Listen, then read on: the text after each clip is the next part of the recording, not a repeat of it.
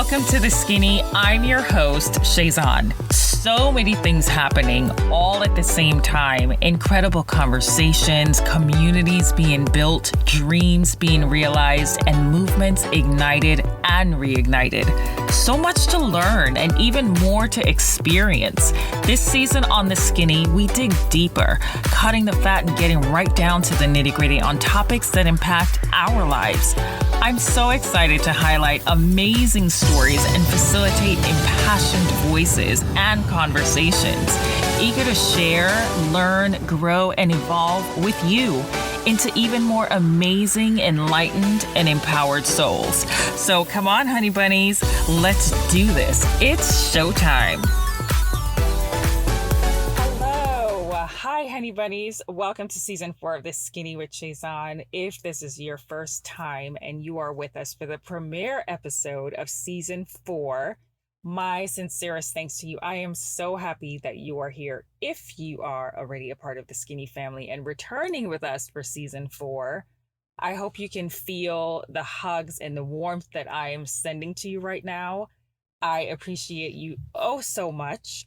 So many major things happening and so many things, so many yummy things and blessings have happened since our last time together. We have done so much. We have a new president, new vaccine, kids are back in school, in person, and we're no longer under I think it's countrywide quarantine. We all have learned so much about ourselves and each other during this time. We've definitely come a long way and have also become quite skilled on pivoting and adjusting, which is something that we all use in conversation nowadays, all the time. So this season on the Skinny, I am so excited to speak with and share some amazing and inspiring people and their stories. With me for our season premiere as my co-host is none other than the highly requested, brilliant, and amazing, handsome, I will add, and oh so loved by the Skinny family, Michael René. So hi, Michael. How are you? Hello, babe. How are you doing? This is professional environments, no babes and things like. You will be sent No to babes. HR. Okay. Okay, SHAYZON, I'm doing well. How are you doing? I am doing so good. I'm super excited. Thank you so much for returning as my co-host. I love having you for the premiere episodes. I think this is now going to be a tradition. How many times does something have to happen for it to become a tradition? It's more than one. If it's more than Well, one. yeah, and what is this? Maybe the third time now, I believe? Yeah. We are back. It has been some months. There's been a number of things that have been going on in our lives, all of us. And I'm super grateful to be on season 4 of what I call my baby, which is the Skinny. So many unique opportunities have presented itself since we were last together, which I, again, feel so excited and so blessed about. But before we go any further, for our new listeners, Michael, tell them a little bit about yourself. Oh, well, I'm...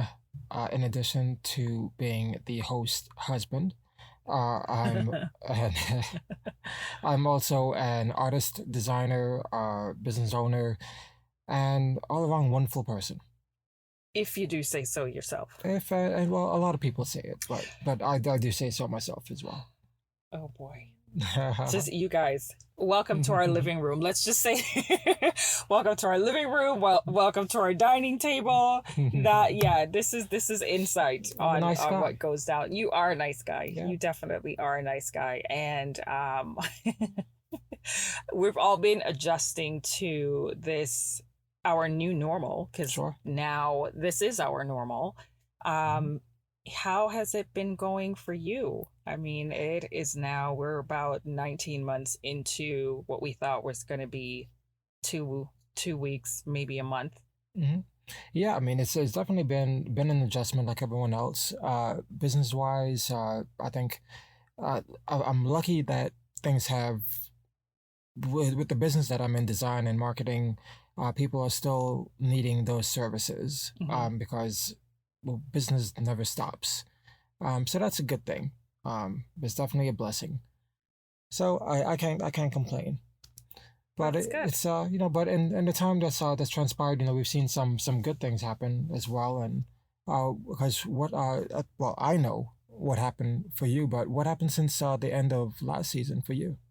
Well, one of the amazing things, well, first I'll talk about with the SKINNI. I didn't know that there were people out there that scouted or listened to the different shows and then decided on who becomes what and the ratings and all of these kind of things. So I love what I do. So I just do it and pour out what I have in me. And the big, huge reward of that I didn't even know was happening, wasn't even expecting, was to be placed as one of the top 10 fashion and beauty podcasts. And I was like, ooh, Ooh, wow. whoop, whoop.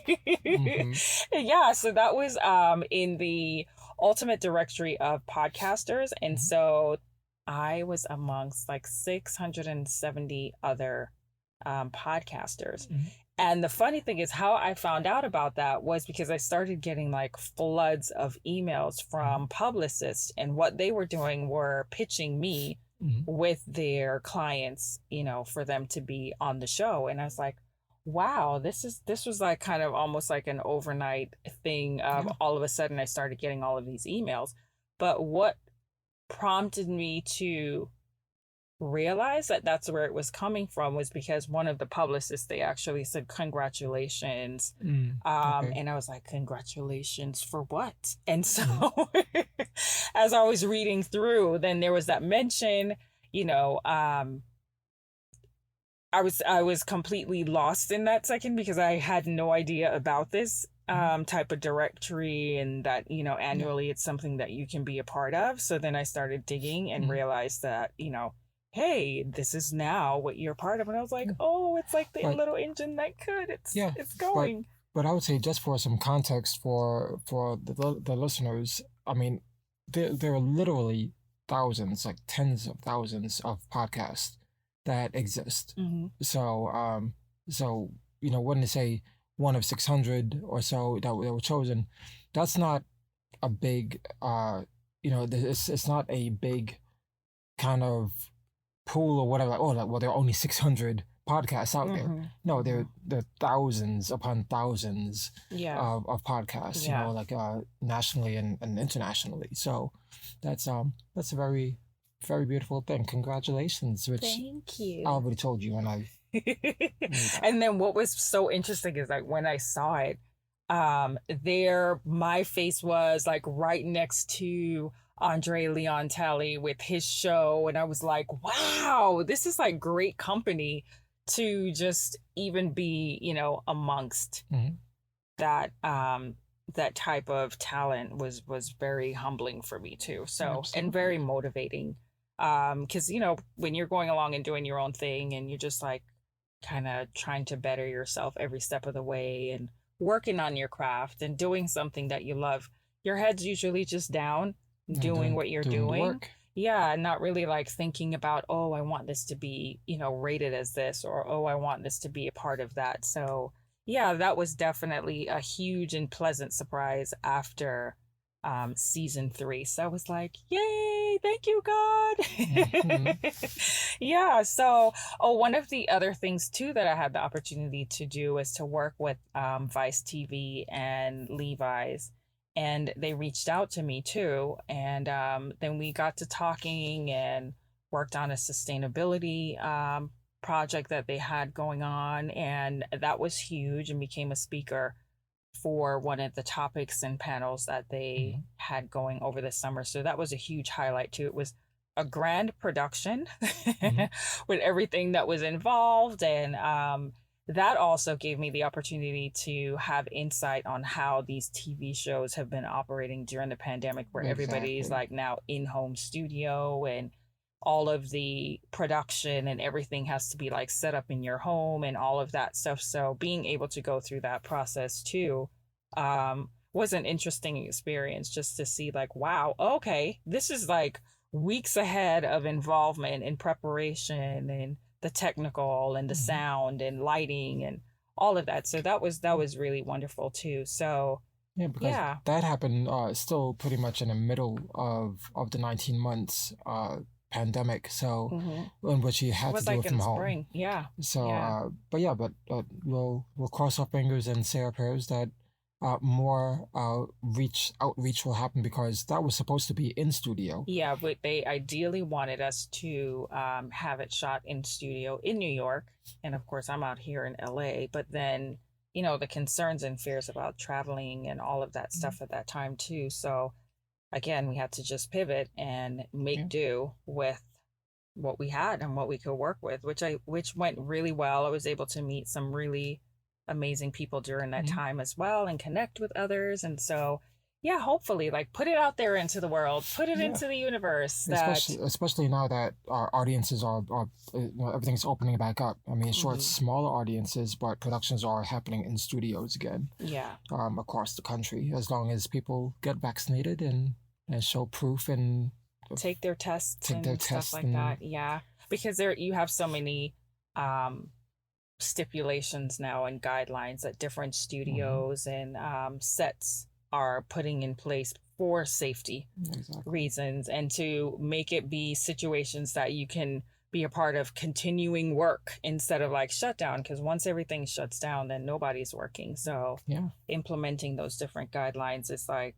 top priority for a lot Mhm. of the networks and studios right now. So Yeah. it's just roll with the punches. Yeah, crazy number that we heard just the other day was 97,000 people work behind the scenes in the Tony or the Broadway productions, right? Mm-hmm, mm-hmm. 97,000. But Yeah. when you think into context of how small uh, theatrical or plays are, and in just that one city, that 97,000 people are, everything across this country, Mm-hmm. all the different television studios and everything, how much Yeah. more, the people are behind the scenes. Mm-hmm. So, A lot yeah, of jobs. And definitely a lot of the jobs. thing too is that having worked in the industry too, we Mhm. in that capacity for so many years, is a lot of times when you're working that way, you are an independent contractor. Mhm. So many times when these types of situations shut down, you're unable to go and get unemployment, or you're unable to like claim certain Mhm. benefits Very, very because true.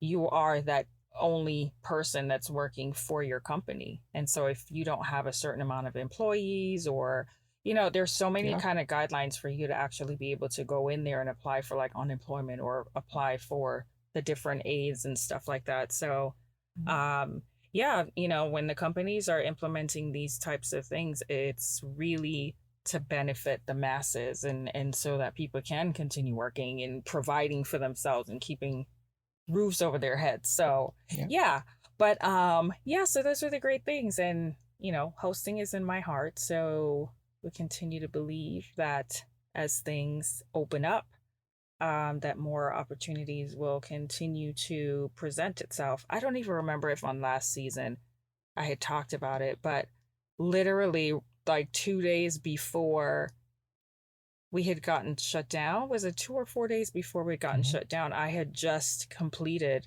training to start a hosting job. Mhm. Yeah. And I had gone through months and months of the preparation and auditions and training and all of this stuff. And you're supposed to start working that week. And I think it was like Sunday prior to Mhm. everything being shut down. Is Yeah. it was like my last day of training. It was like, woohoo, gonna start working. And it was like, boom, Yep. pull the plug. And so that opportunity ended up, just because it was just so much of an unknown. I don't even think that show is actually No, they functioning. they dismantled it. Yeah, I mean, yeah, so it's anyway, Yeah. all that. Those are Mhm. things that, so many people have lost. So it's just a matter of, you know, keeping it moving. Yeah, so there are talks that are coming back around. Some people have head back into the office already, and some people are still working remotely. You're still at home. What are your thoughts and feelings about like transitioning back into the full-time office environment? And I asked that question because I want you to take into consideration as you answer, Mhm. like the pros that have happened with you and so many other of your colleagues on your meetings and stuff. You guys have talked about that, like the pros of being at home and now heading back in. So what are your thoughts on that? For me, because of what I do and how I function, uh, I'm I'm fine with working independently. I don't have to do a lot of face-to-face meetings Hmm. with attorneys and with people within the firm that I work. However, I would say it's a rough thing because on one hand, the camaraderie that you have with colleagues, Hmm. that is a real thing. Um, I remember there was some quote or something that said, "We spend more time with our work family than we do our real families." Right. Right. Well, now that's definitely not the case. Hmm. But How do you feel about that, huh? it's a good thing I love my family. Hmm. But yeah, I mean, it's like working from home is actually easy for me. Our children are older, so we don't have the drama of having to teach them and do all those things that other people had to do with Like their with the smaller with the children, where small you do children. become that homeschool Yeah, teacher. I mean Yeah. that's rough. I mean, but our children, thank God. I mean, they're at a stage now that a lot of that is behind us. Of Hmm. course, the job of a parent, we never really stop teaching them, right? Right. Um, It just needed in a different capacity where yeah, it's, the hand holding of getting homework done or the hand holding of teaching, along with the teachers to get the subjects processed into their minds. Like that part's done because especially like our daughter, she's like, Stan, do not help me. mhm, yeah, Do not help me. You might give me the wrong answer, or there's so many, so in that area we've definitely passed that. But I can definitely relate because I did do homeschooling with the kids when they were mhm, younger and elementary school ages, and it's something that, because of the way that I had everything structured where it was a formal setting, there was a separate space in the house that was yeah, set up like school, and our schedule and the whole day, lunch and all of that kind of stuff. So I know that it's a pretty intense thing to balance while you're working, hmm, especially if you are like a computer over trying to just get your work done. So, exactly. I mean, yeah. workspace is definitely a main thing. And for me, from we just got together way back in the day. Hmm. I mean, I've always had my computers and scanners and monitors and Yeah. such. But that was one of the things that I did early on was set up my desk, set up my workspace. Yeah. So But it, you always had a mhm, home office that was separate and yeah, away from everything else. So actually adapting into working from home for you wasn't like a huge nah, transition. It was just a matter of like, okay, let me go into my office space, or let me go, to my designated area yep. that's set up for it. But what do you think have been the pros of working from home, mentally, physically, emotionally? What are the pros from that? Well, the pros definitely are, well, it's a physical thing in that the commute. Hmm. Granted, my commute here is shorter than it was when we were in Atlanta, shorter than it was when we were in New York Hmm. or Florida, right? So, being able to function from home is terrific. And also, we have to look at technology because the technology is so much better. Hmm. To have gone through this in 2000 would have been a nightmare Yeah. because Zoom wasn't around. So a Hmm. lot of the conferencing software that we use didn't exist. But Yeah. now it's so simple to Yeah. just log into a meeting. And even though people get tired and you hear about Zoom fatigue Hmm. and things of that nature, you have some people that they're extroverts and they like being in person and having that energy there. Hmm. I'm not. Are you looking forward to going back to a full-time thing, or now experiencing having worked from home and seeing that it functions that way? Are Mhm. you Yeah, more of a hybrid? it's definitely a hybrid is ideal. And because there's that burnout. Commuting, like I said, to the office, whether if it's 10 miles or 40 miles, if it's 15 minutes or if it's an hour and a half, it's still a commute. You know, Right. you still have to deal with traffic and everything else. So Yeah. it becomes taxing. So so having that hybrid solution, which I believe is how my firm is going to handle it, uh, is ideal. And I can, you know, go in whenever I do need to be interface face to face for a meeting or something. Right. I can go and do that, and otherwise I can just go ahead and work from home. Yeah. As long as the work gets done, that's the main thing.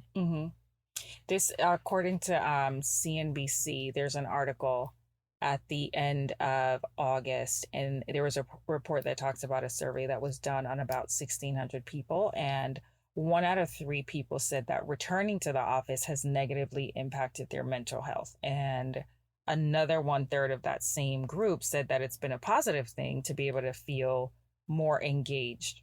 And within that grouping as well, like 44% of the responses came from parents, and then 27% were people without children. So it's like the hybrid options are also available, but they're causing a bit of anxiety, because the ones that are eager to return and be in the office are on like one side versus the ones who are opting to stay, you know, remote. And so there are different concerns, like concerns about equity and inclusion within the company if they're choosing to work remotely. You know what I mean? Because it's now it's like, okay, will the people in the office be favored or treated or included in a way that is not extended to the people that are working remotely? So, you know, it's a kind of thing where it's like so much to balance out for everyone because it is the normal now. This is our new normal. Like a lot of people used to say, well,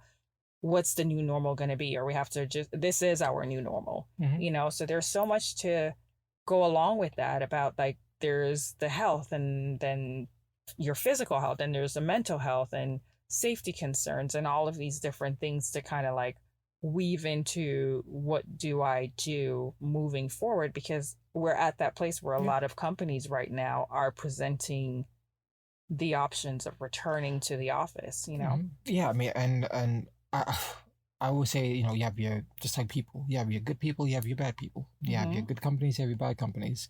I think you have good companies that will go ahead and extend that offer, and then you have others that they're just mandating. Right. Okay, no, just how we're doing it. And if you have the choice, you know, wonderful. But I think when it comes to the people having the anxiety of going back, you know, or going back to the office, some of it is, I wonder if it's because fear of COVID and fear of, you know, potentially getting sick, or if it's that they've gotten so accommodate or so used to just being home because what is it, like 30 days, you know, to form a habit and everything, and people. Yeah, like with habit forming, it's like within, I believe it's 18 to 18 days or 21 days to like form a habit. Then after that, it's like 3 months and up for it to become a routine, you know, like a natural part. So again, because we've all been in this space for such a long time, the way that things are right now is the new normal. And we were all like panicking getting into that adjustment of all being at home, staying at home, under quarantine, and all of that kind of stuff. But conversations may still be had about, oh, I can't wait to get back to da da da da, but you don't realize that your system, your mind, your body, and everything has already gotten used to, you know, the space that you've had to be in for the past almost 2 years now. And so anything different than that is going to take that drastic adjustment again as well. There's this Dr. Brewer. He is Director of Research and Innovation at Brown's University in the Mindfulness Center. And he says the fear plus uncertainty equals anxiety.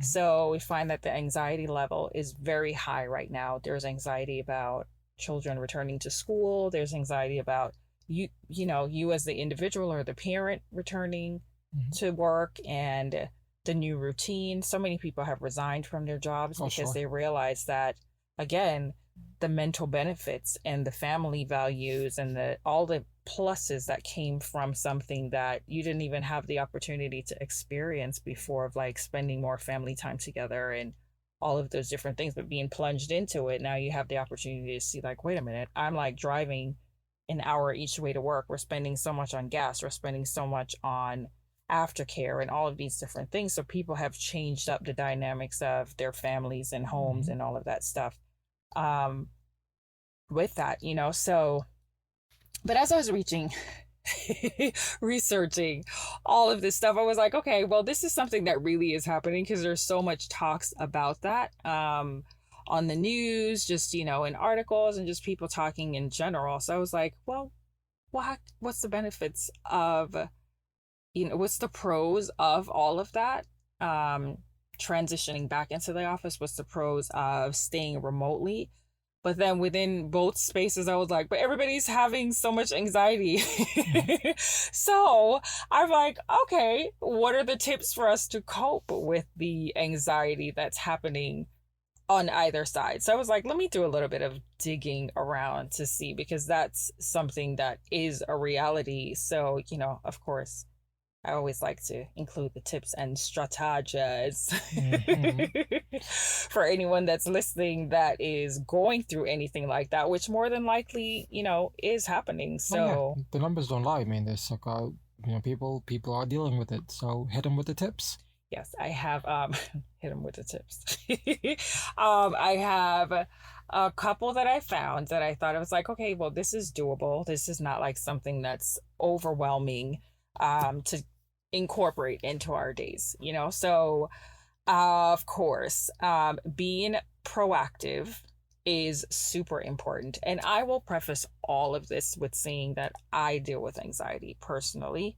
Um, so as I'm sharing these tips, it's not just stuff that I have just read, but these are things that I also have to use for myself. And panic attacks are also something that I have had to deal with as well. And so, yeah, I wanted to share because this is a reality. I Mhm. mean, we have a lot of the kids that are heading back to school, it's showing up in their lives as well. So, if we have these little things and we know that we already have those feelings, or we can like anticipate that certain situations may bring them on, we can put things in place, Yeah. you know, to help us through that, and put these things in place ahead of time, even if it's having that person in our lives that knows that this is something that happens to us, that can talk Mhm. us through, or be that air, you know, of reassurance and kind of like bring the levels down. So definitely being proactive, having a little notebook of the steps and strategies is also something that's really beneficial. And there's a professor of psychiatry and behavioral sciences at Johns Hopkins University, and it's Dr. Bienvenue. So he shared a few exercises, and I was like, oh, these are really great. So, of course, the basic ones that we all can, you know, probably figure out for ourselves, where it's like getting enough sleep, limiting alcohol consumption, and exercising, especially if you know that this is something that's upcoming. You're going to be heading back into the office in a couple of Mhm. weeks, or you know, this can also help you if you've already gone back, or your kids are already back in school, for yourself as the parent or as the individual, or you can implement it for your kids. Get some sleep, cut the liquor, and get some exercise. Okay. Yes. Yes. So that helps. That's what he said. He's a professional, not me. And so here are two other ones that I thought was very interesting as well. And these two are from the American Psychological Association. So the first one is calm yourself, which of course it's a given. But there is a unique step to it. So you have to remember 446. Mhm. Okay. 446. So what it is slowly breathing in for 4, hold it for 4, and then slowly exhale for 6 seconds. And so you repeat that as many times. They recommend 10 times, but you can repeat it as however. And why this works is that it's slowing down your breathing, which allows your body to recollaborate and lowers the levels of the physiological arousals within your body. So Okay. I've had to do that. So is that something that, are you doing it right now? You Me? look like you're Oh, doing no, no, no. You look like you're doing it. No, not me. Okay, so recalibrate your body or your mind Right. by breathing in for 4, holding for 4, and exhaling for 6. 6. Yeah. So you're breathing in for 4, hold it there for 4, and then slowly exhale for 6. Okay. And it brings you down. I've had a number of situations happen where I do have to definitely implement my breathing exercises to bring me down because my heart is like beating so fast. I like feel it in my neck and the whole shebang. It feels like a whole package of chaos is like exploded. So that 4, 4, and 6, and it does help. Just like within whatever tense situation that may be happening, it does help. I can tell you, it works. Okay. And so the other one is to focus yourself.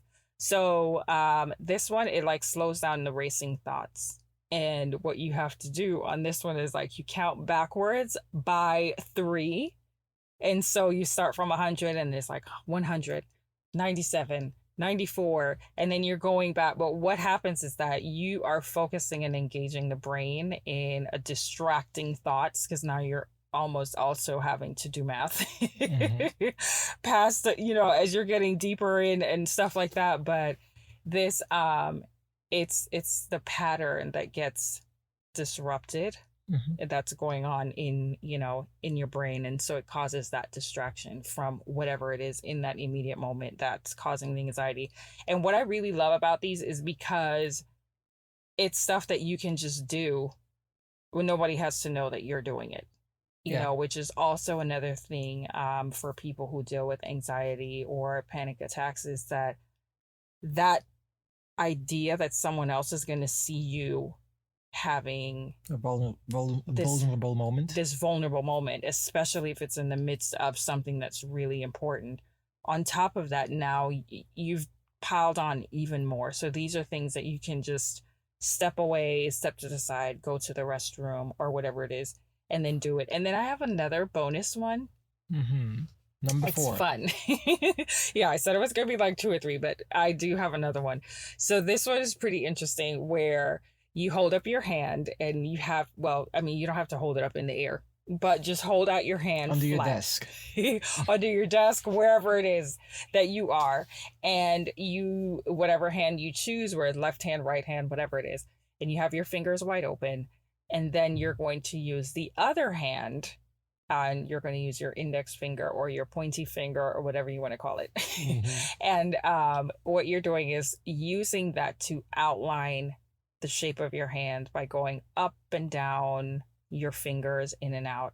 But as you're going up the finger, on one side of your finger, you're breathing in. And as you're going down the inside of that same finger, you're breathing out slowly. And so you're actually just shaping out your hand, and you're going back and forth. But that becomes also a distraction from whatever is causing your brain to feel overwhelmed at that time. And it's like a grounding exercise.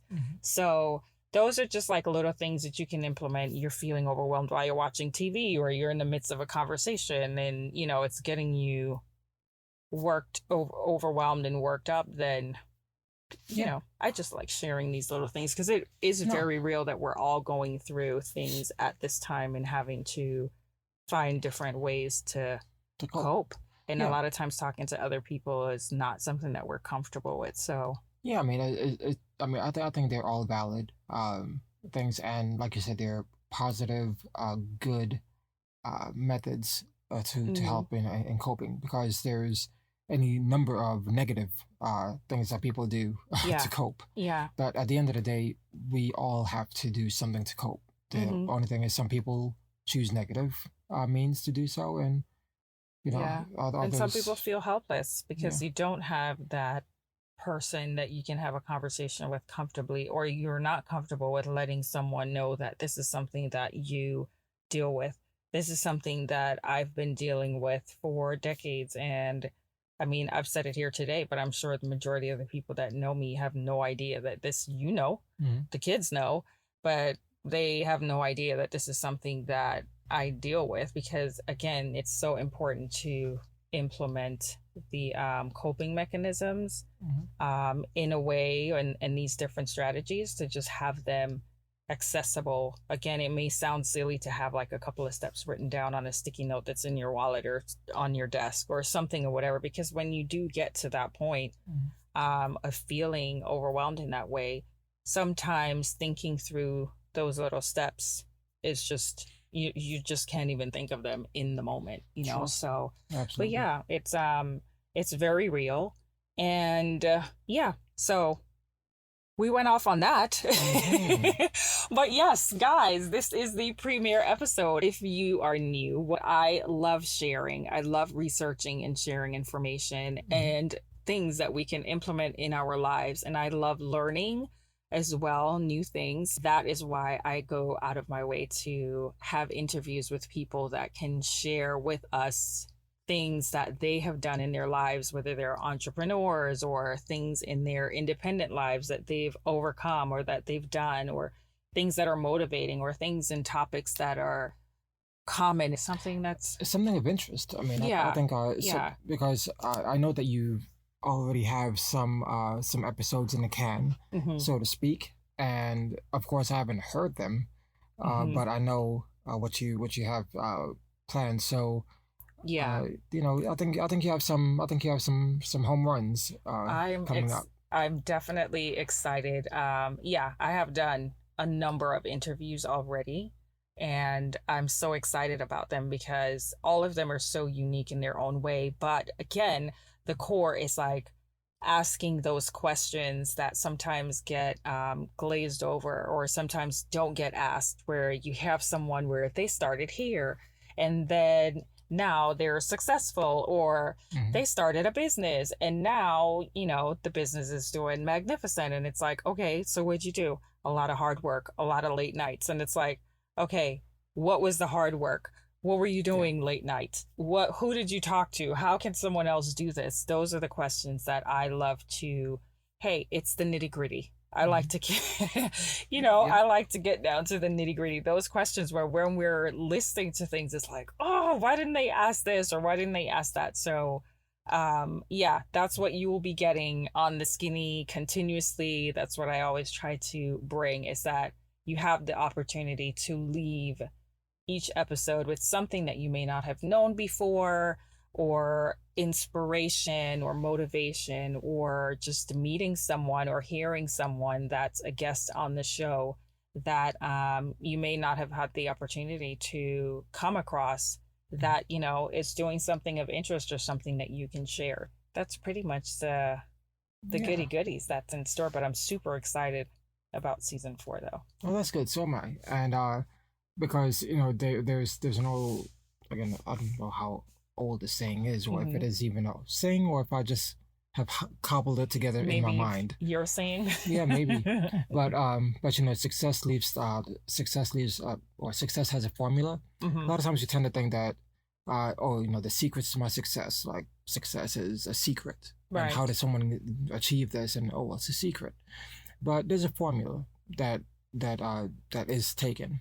But the thing is, a lot of people, they never know that there is a formula, or they don't know what a formula is. Right. And let's be honest, a lot of times people aren't willing to share. So maybe sometimes people are unwilling to ask. So your asking is definitely going to be a benefit to a lot of people, because those who do listen and share the SKINNI, which is coming out on Sundays this season. Yes, this season it won't be Friday mornings anymore. It will now be Sunday mornings. And especially for fall, it's like you can snuggle up on Sunday mornings with your coffee or your tea and listen to the SKINNI and hear the conversations. And I think Sundays will. Oh no, sorry. I just said knowledge is power, and you'll definitely learn something. And one of the things too that's really important with the guests that I do have on is that they are willing to be transparent and they are willing to share, because that's what I want to do continuously for the Skinny family and the Skinny community is to continue to impart information and knowledge, and so we can continue to be motivated. And I might be talking to an entrepreneur or a business owner or a designer, and talking to them, there's other people that are listening that they might have that idea, or they might be looking to do something like that. And hopefully there's a tidbit of information from the interview that can spark that within you, or help you to fill in the blank of a question that you may have had. Yeah. Do you have any parting words? Parting words. Let's see. Will you be back? Sure, of course. I'll be back. You know where to find me. Yes, I sure do. Thank you so much for being co-host with me for premiere episode of season 4. You're amazing.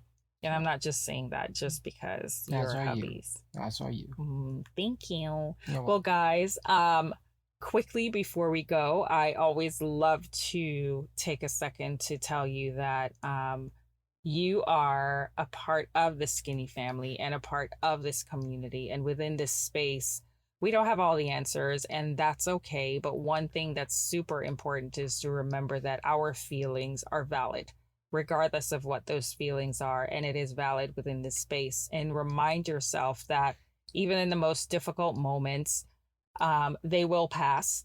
And as we're going through all of the phases and stages, and still so much of an unknown time, celebrate yourself. Every small accomplishment is a huge accomplishment towards your goal, and celebrate it like it's a huge one. I mean, waking up every morning is a big celebration all within itself. That's not the day to put away your pretty dress because you're waiting for the special occasion, or your pretty shoes because, you know, you're not going anywhere. I mean, I wear gowns on the balcony to water the flowers.